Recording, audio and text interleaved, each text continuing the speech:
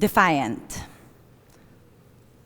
According to the dictionary definition, defiant would be describing someone who boldly resists, challenges, or refuses to obey authority or opposing forces. That's someone who is bold or someone daring. And truthfully, I don't think people see me that way.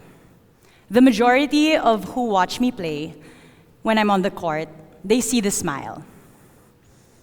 They see the high energy. They think happy-go-lucky or easygoing. They see the joyful person. However, in the professional world, a world where you are traded like a commodity, analyzed like a lab result, and criticized every single day on social media, being joyful isn't just a mood. It's an act of rebellion. In my career, I've had to move teams more than once. Every time you start to feel at home, every time you find your rhythm with a setter or a coach, the pro world reminds you that you are a piece on the chessboard. Moving to a new team isn't just a change of jersey.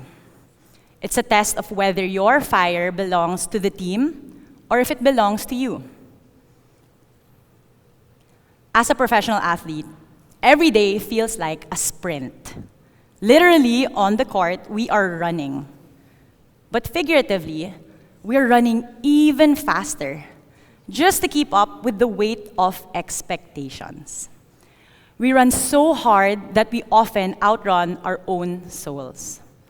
Sometimes we lose the very spark that made us start the journey in the first place.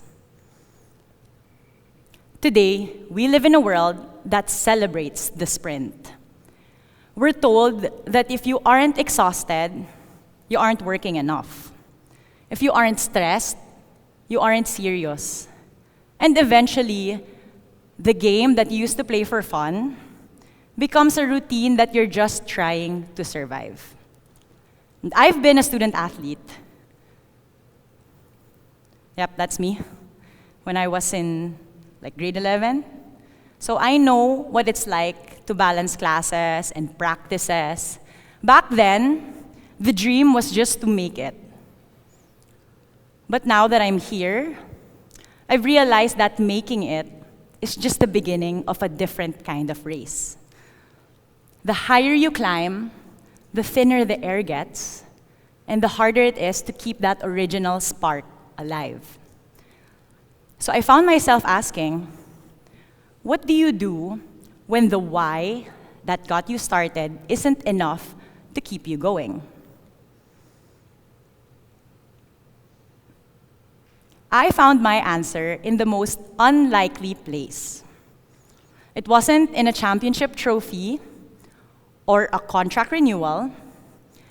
It was in one of the dugouts of the arena that we play in right after a game. We had just lost in straight sets, and I was exhausted. My mind was already on the next steps. The next training, the next game, the next stat sheet, just going through the motions of another game lost. And the spark was flickering. Then I remember that my friend's little niece and her volleyball team had come to watch that game, so I met up with them. They were buzzing with an energy that I hadn't felt in a long time. So I decided to bring them into our dugout, a place that had become a room of heartbreak, stress, and high-stakes strategy. But as they walked in, the room changed. They filled the room with their excitement, and I saw their faces. These young girls didn't care about the results or the scores. To them, we weren't just players with stat sheets. We were proof that their dreams were possible. At that moment, I realized that I was so focused on the race, I had forgotten I was holding a torch. And I realized that a torch doesn't lose its light by lighting another one. It actually makes the room brighter. My loss on the scoreboard didn't diminish the light that I could give those girls. This is where I learned to shift perspective, change how I would normally view these things. I stopped asking, how many points did I score? And started asking, whose spark did I light up today? Because I know that my worth is not based on statistics or the results of the game. When your purpose is tied to people rather than percentages, you become unburnable. So even if the spark was flickering, I was able to keep the flame alive by using it to kindle someone else's. And in this case, it was these little girls who came into our dugout. So when you're in the professional world, change is constant. A new coach, a new roster of teammates, a new injury. And us as athletes are always surviving change. Most of the time, we think that change is the enemy of our fire, and it could be the thing that will blow our flame out. But I've come to the understanding that reignition through change means using those shifts as oxygen for your flame. So let's say when the environment changes, adjust the flame, but don't let it go out. Another example, let's say the wind blows. You have two options.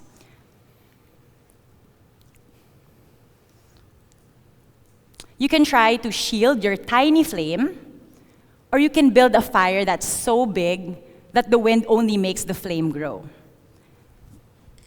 And as an athlete, it might sound cheesy, but we shouldn't endure change. We should embrace it. And recently, I've been trying to shift my perspective and embrace all the changes. But another thing I try to do is I practice the act of being joyful. This is how I become defiant. I show that being joyful despite everything that's happening, and by choosing to be joyful in the middle of change, is how you turn a setback into the very fuel you need to keep it burning. So in the professional world, we train our bodies, our legs, our arms, our agility. In addition to this, I now train my perspective. So I've realized that being joyful isn't just a feeling, it's also a discipline, just like a muscle, right? So after working on it, we can flex it. You have to flex it when you're tired. You have to flex it when you lose. It becomes the decision to always see the good in the pivot, even when the pivot is painful. I'll be honest with you, I haven't achieved a professional championship trophy or a medal yet. In a world that tells me that winning is everything, my lack of a title could be seen as a reason to let my fire dim. But that is exactly where the defiance comes in. If I wait for a trophy to be joyful, then I'm giving away my power. My reignition doesn't come from a gold medal. It comes from the work, the pivot, and the people. So let me ask you, where in your life have you become so caught up in the race that you've forgotten you're holding a torch? This isn't just about volleyball. Whether you are in an office, in a classroom, or on a court, don't wait for the perfect season to be joyful. And don't let the sprint burn you out. Be defiant. Ignite your spark in the middle of all the mess, in the middle of all the change, and especially in the middle of all the loss. Choose to be defiant today. Find one moment of joy that has nothing to do with your results and everything to do with your soul. Because true success isn't just about reaching the finish line, but about ensuring the fire that started the journey is still burning brightly enough to light the way for others. Thank you.